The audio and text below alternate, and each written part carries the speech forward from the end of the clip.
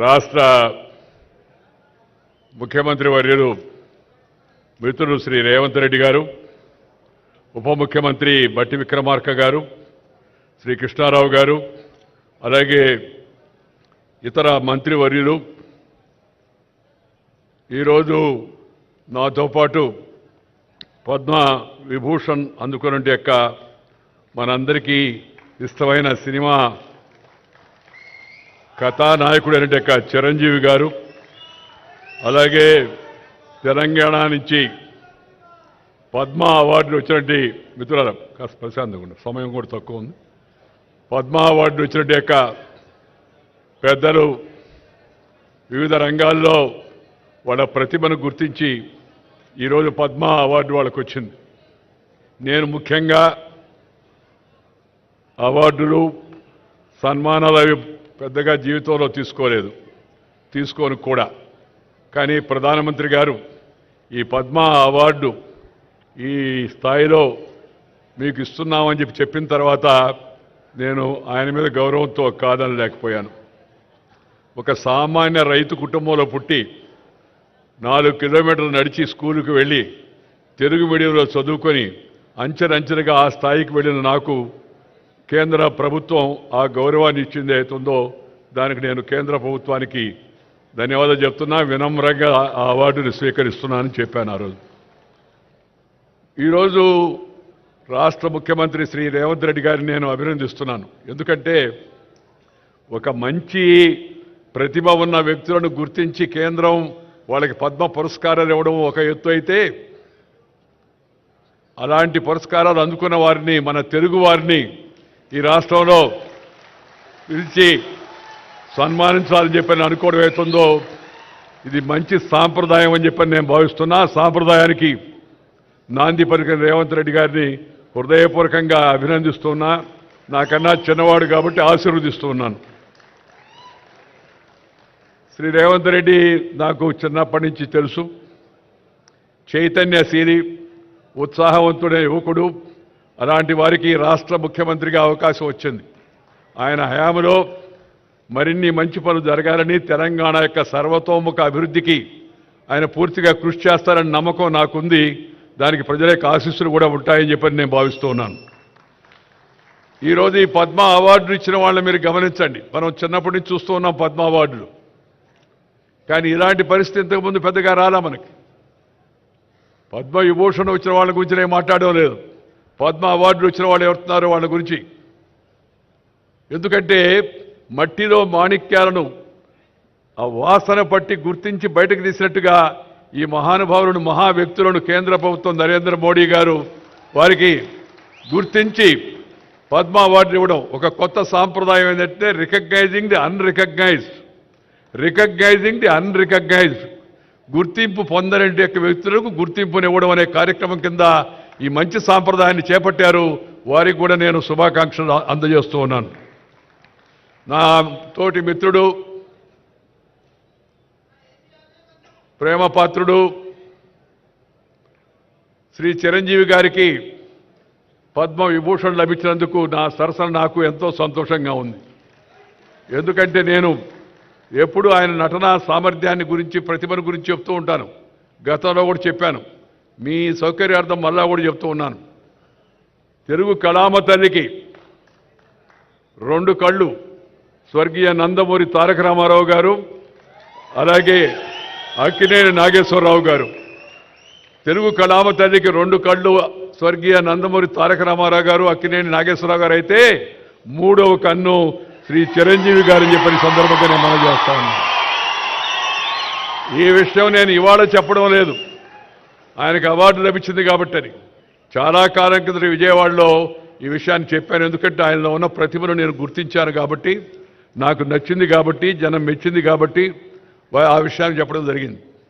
ఎందుకంటే మరి తన నటనా కౌశల్యం ద్వారా ప్రజానికాన్ని రంజింప చేయడం, దానికోసం నిరంతరం శ్రమిస్తూ ఉండడం ఒక ఎత్తు అయితే, ఆ నటనలో కొన్ని ప్రమాణాలు పాటించి అసభ్యతకు, అశ్లీలతకు, హింసకు పెద్దగా తావివ్వకుండా నటన కొనసాగించడం అవుతుందో చిన్న విషయం కాదు. ఆ విషయంలో చిరంజీవి గారిని ఇతరులు కూడా ఆదర్శంగా తీసుకోవాల్సిన అవసరం ఎంతో ఉంది. రెండవది మన యొక్క ప్రజా జీవనంలో ఉన్న వాళ్ళందరూ భారతీయ సంస్కృతిని పాటించి share and care is the core of Indian philosophy. ఆదికాలం నుంచి, వేదకాలం నుంచి, పుణ్యకాలం నుంచి, పురాణకాలం నుంచి మన పూర్వీకులు అనుభవించి రంగరించి మనకు మేళవించి మనకు అందించిన వారసత్వం అయితే ఉందా భారతీయత, నువ్వు పెంచుకో, ఇతరులతో పంచుకో, పంచుకో. ఈ షేర్ అండ్ కేర్ అనేది మన పెద్దలు మనకు అందించినట్టు పెద్ద గొప్ప నానుడి. దాన్ని వారు జీవితంలో ఆచరిస్తూ పెద్ద నటుడుగా పేరు వచ్చినా, రాజకీయాల్లో అవకాశం వచ్చి పైకి వెళ్ళినా, మరి కింద జనానికి, సామాన్య జనానికి మేలు చేయాలనే ఉద్దేశంతో ఆ బ్లడ్ బ్యాంక్ కార్యక్రమాన్ని చేపట్టి దాన్ని కరోనా సమయం ఆ తర్వాత కూడా నిరంతరం కొనసాగించడం అవుతుందో ఇది చాలా చాలా అభినందించిన విషయం అని మీ అందరూ కూడా నేను మనం చేస్తున్నాను. అందుకని సహజంగా వారికి ఈ అవార్డు వచ్చిందని తెలిస్తే నాకు చాలా సంతోషం వేసింది. మిత్రులారా, నేను పెద్దగా ప్రసంగించాను, సమయం కూడా చాలా ఎక్కువైంది, కాలాతీతమైంది.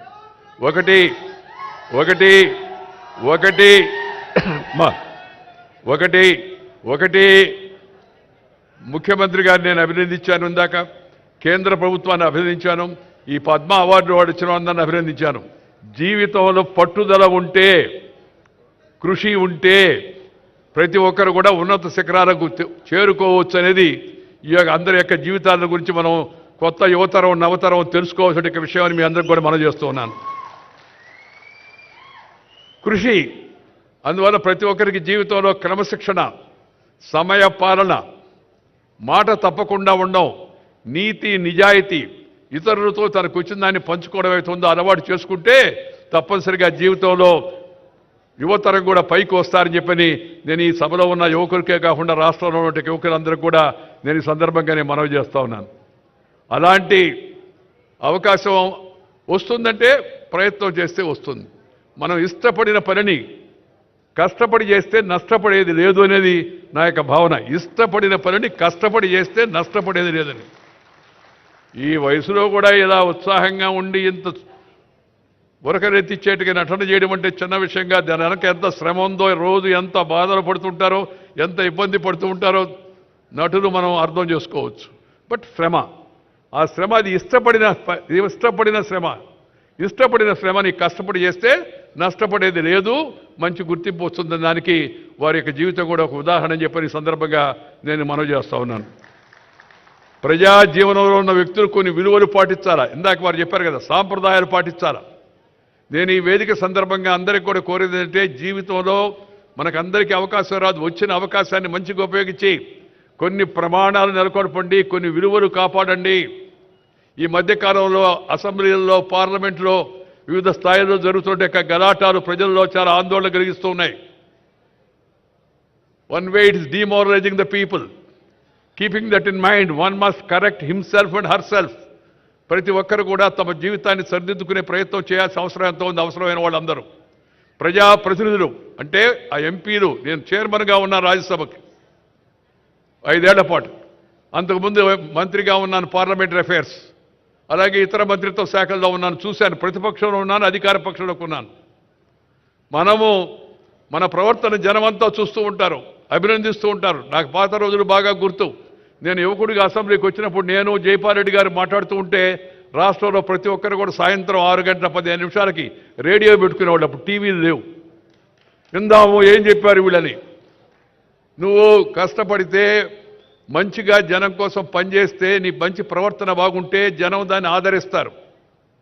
అందుకు నేను సొంతంగా అనుభవం చెప్పాను. ఆ రాజకీయాన్ని ఇప్పుడు నేను ఇక్కడ చెప్పదలుచుకోలేదు. కానీ ఒక విషయం గమనించాలి. ఇప్పుడు ఇవాళ రాజకీయాల్లో ప్రమాణాలు తగ్గిపోతున్నాయి, జనానికి ఆందోళనగా ఉంది. శాసనసభలో, పార్లమెంట్లో ప్రమాణాలు తగ్గిపోతున్నాయి, ప్రజల యొక్క ప్రజా జీవనంలో ప్రమాణాలు తగ్గిపోతున్నాయి. అధికారుల స్థాయిలో, అనధికారుల స్థాయిలో ఈ ప్రమాణాలను మళ్ళా తిరిగి సరిదిద్దాల్సిన కర్తవ్యం మన అందరిపైన ఉందని చెప్పని ఈ శుభ సందర్భంగా నేను అందరికి కూడా మనవి చేస్తూ ఉన్నాను. ఆ మధ్య కొందరు అడిగారు ఒక మీటింగ్లో నన్ను, సోదరీమణులు, సార్ భలే భయంకరంగా ఉంది సార్ పరిస్థితి, ఏముందమ్మా అంటే, అది వినాలంటేనే మీరు టీవీ పెడితే, రేడియో పెడితే చూద్దామంటే అది పెడితే ఆ మాటలు బూతులు మాట్లాడుతూ ఉన్నారు సార్ ఎమ్మెల్యేలు అని చెప్పారు. నేను చెప్పానమ్మా దానికి సమాధానం మీ చేతిలో ఉందని. మా చేతిలో ఎట్టుంటుంది సార్, వాళ్ళు జోలికిపోతే మమ్మల్ని ఏమైనా చేయరా అన్నారు. ఏం లేదమ్మా, మీ చేతిలోనే ఉంది.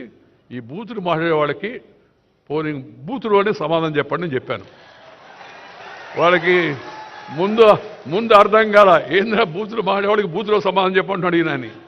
పోలింగ్ బూత్లో లోపలికి వెళ్ళి గుడ్డ ముసుగేసి ఉంటుంది, లోపల బటన్ నొక్కితే ఫినిష్ అయిపోద్ది కార్యక్రమం.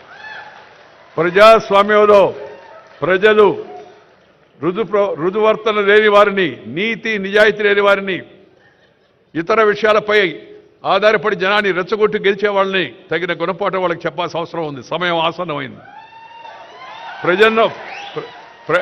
ప్రజలు మంచిగా ఉండేటికి ఎన్నుకున్నాను కానీ ఎన్నుకుంటే ప్రజలకు కూడా మంచి జరుగుతుంది. కులం పేరుతో, మతం పేరుతో, వర్గం పేరుతో, వర్ణం పేరుతో, జిల్లా పేరుతో, భాష పేరుతో జనాన్ని చీల్చే ప్రయత్నాలు చేయకూడదు. అందుకని నేను ఎప్పుడు ఒక మాట చెప్తుంటాను, ఆ మాట చెప్పి ముగిస్తాను.